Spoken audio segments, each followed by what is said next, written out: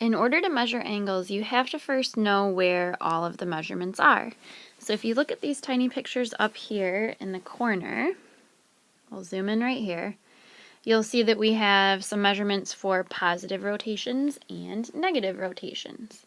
Either way you start, 0 is always right here.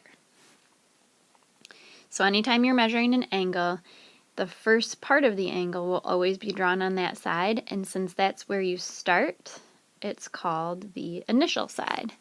Same thing right here. The starting place is the initial side. So the circle, we know, has 360 degrees. So if we break it up into quarters, the first quarter, when we move in the positive direction, which is up first, if you remember, up is positive, then the first part we get to right here is 90. If we go 90 more, we come to 180. If we go 90 degrees more, we get to 270, and then all the way back is 360. Of course, there's every angle measurement in between, but we'll just use those, and then we can kind of estimate where the angles go based on those numbers. So remember that up is positive, and wherever your angle stops, so this red part over here, that's called the terminal side. So just remember, terminal is where you stop. That's if you want to move in the positive direction. Which, by the way, the direction of that rotation is counterclockwise, which means that a negative rotation is going to move clockwise. You're going to start at 0, here's our initial side, the blue, but we're going to move down first, which is negative. So now, instead of counting up 90 and then over to 180, we're going to count down to negative 90, and then we're going to go backwards 90 more, negative 180, and then negative 270, and then all the way back around would be negative 360.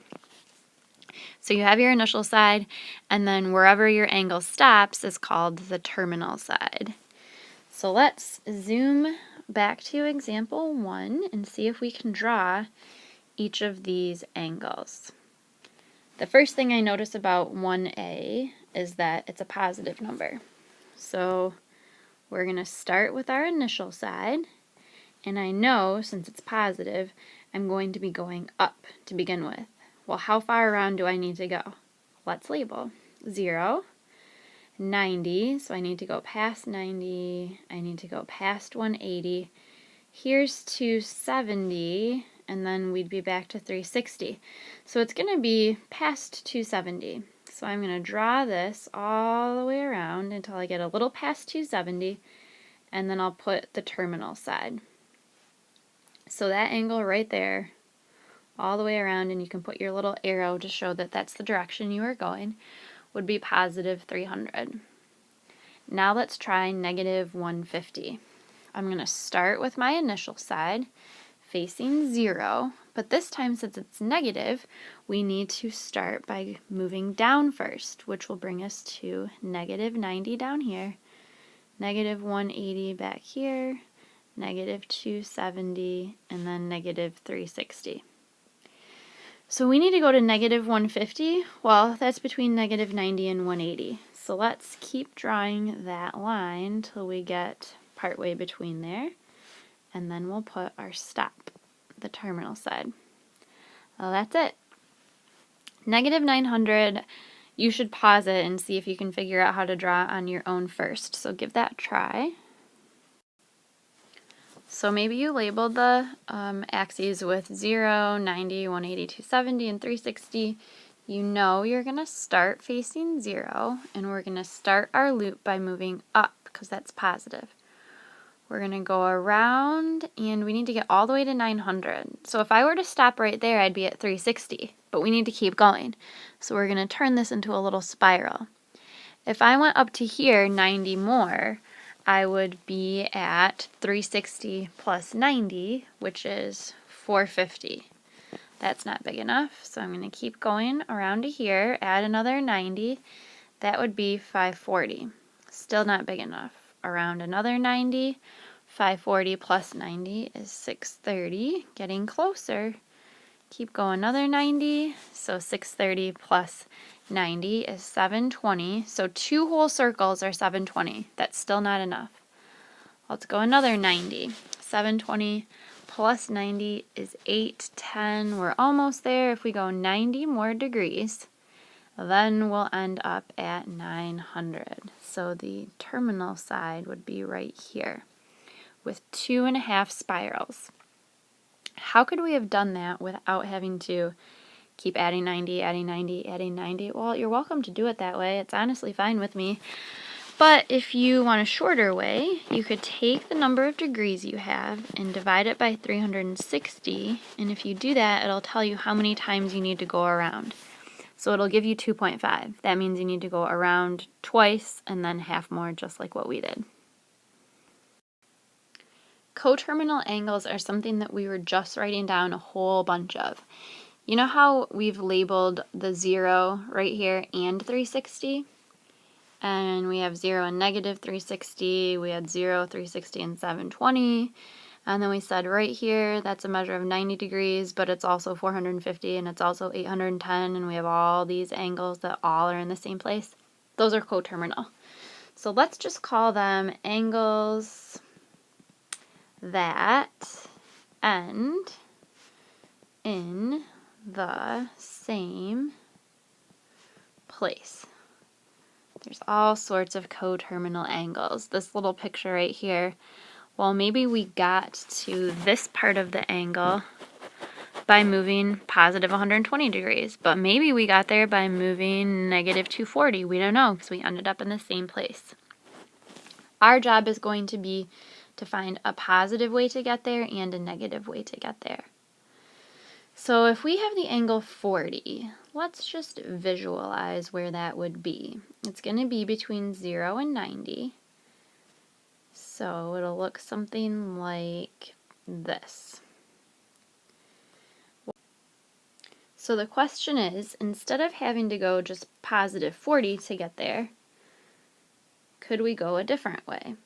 Well, let's say that we go right from here. We're going to start here and go backwards to get to the same place.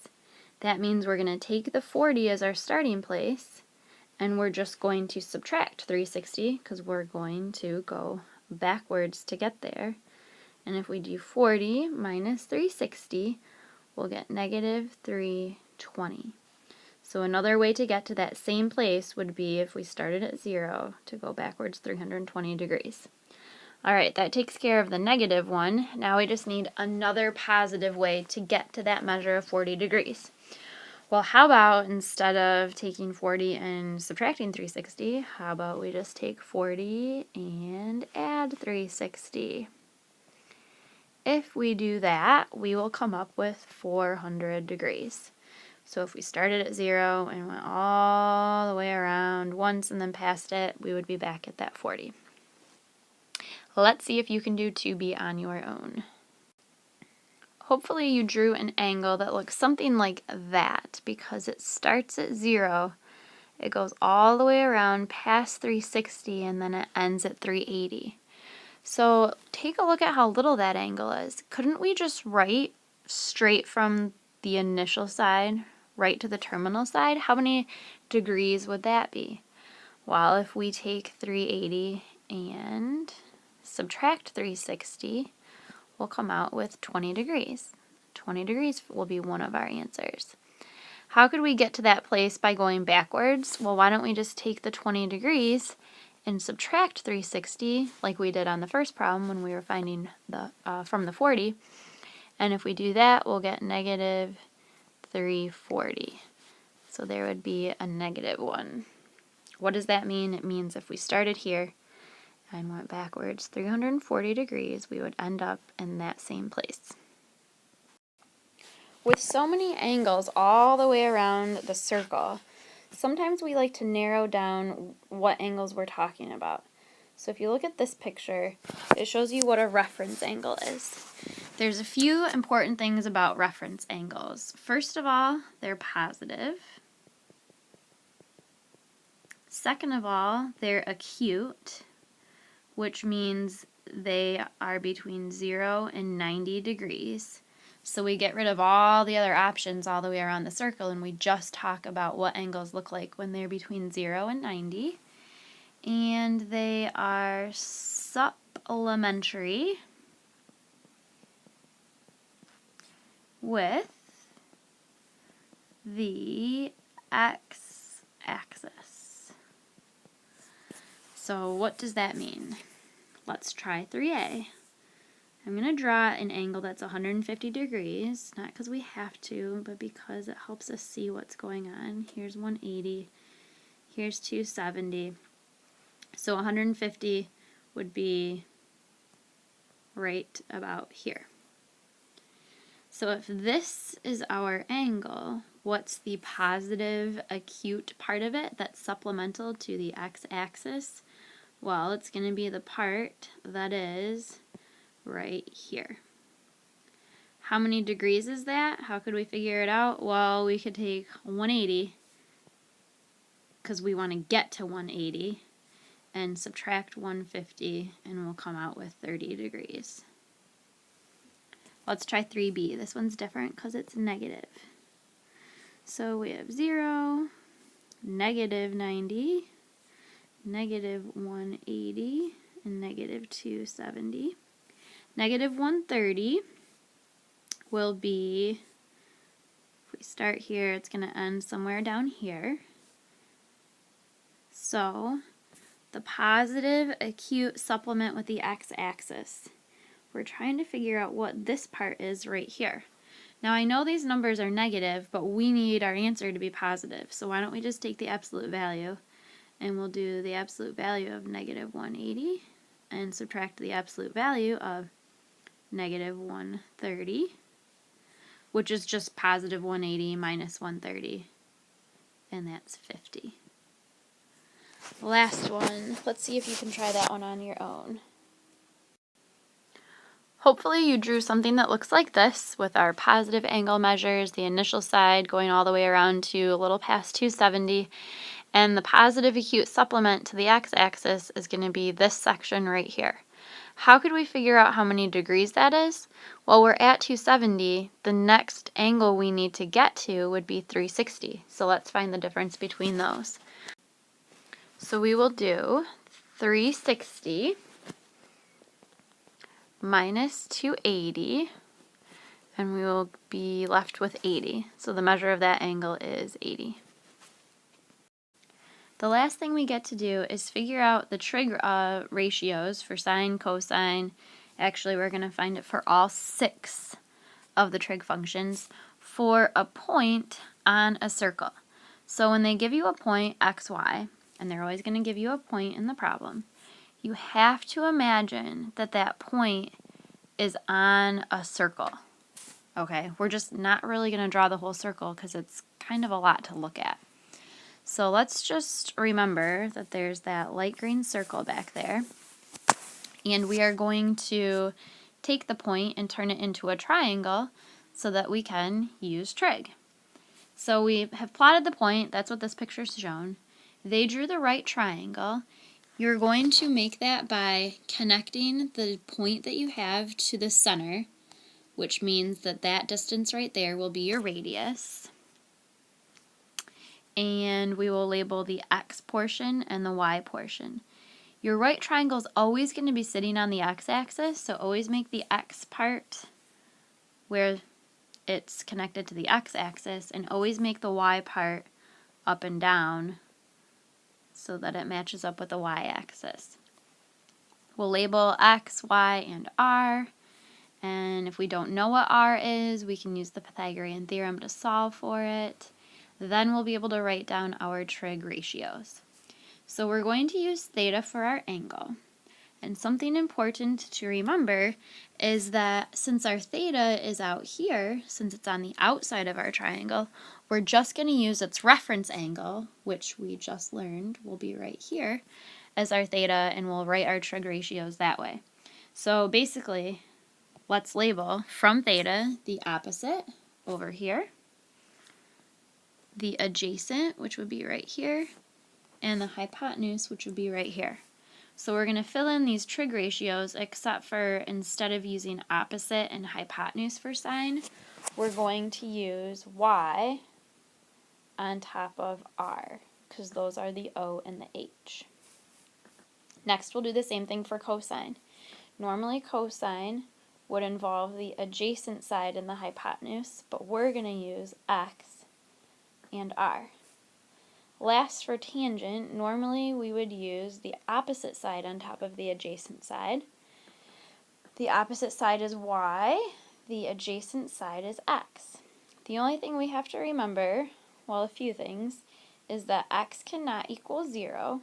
If you do have x equaling 0, which you are going to in some of your problems, then your answer will be undefined. If you have that happen, which you will.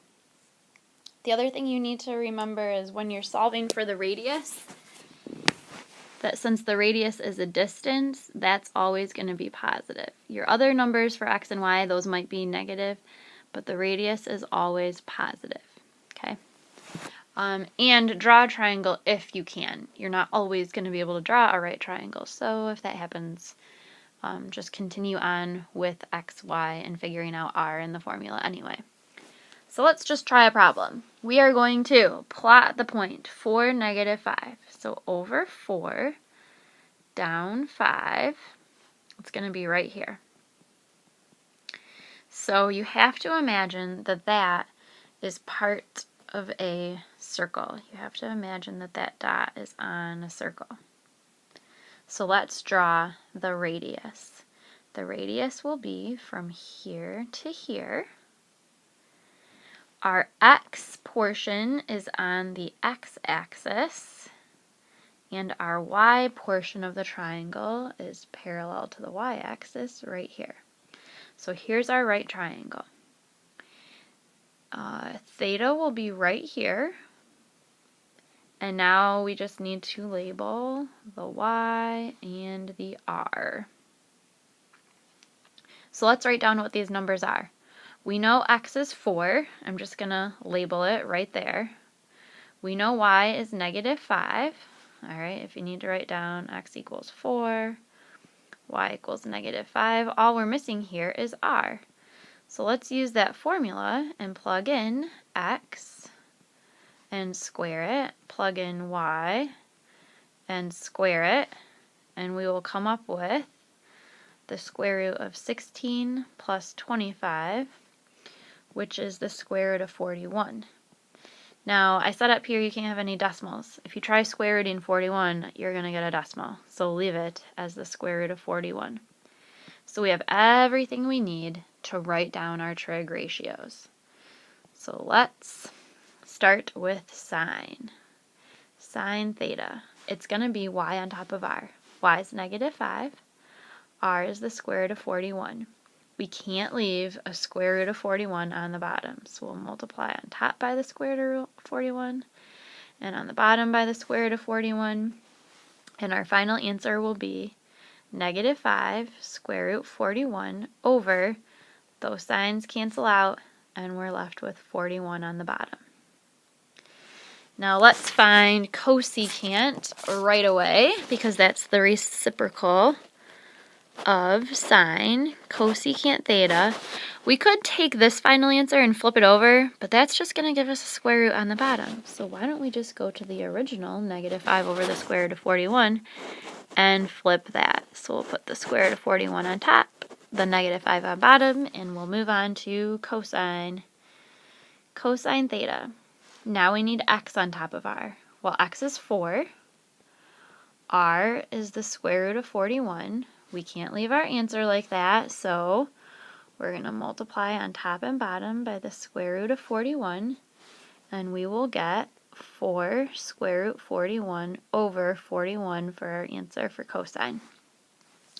Immediately, we should try and find secant theta. That's the reciprocal of cosine. So instead of flipping this guy over, why don't we flip the original guy over? So the square root of 41 over 4. Last is tangent, and it's going to be the easiest. Tan theta is y over x, negative 5 over 4.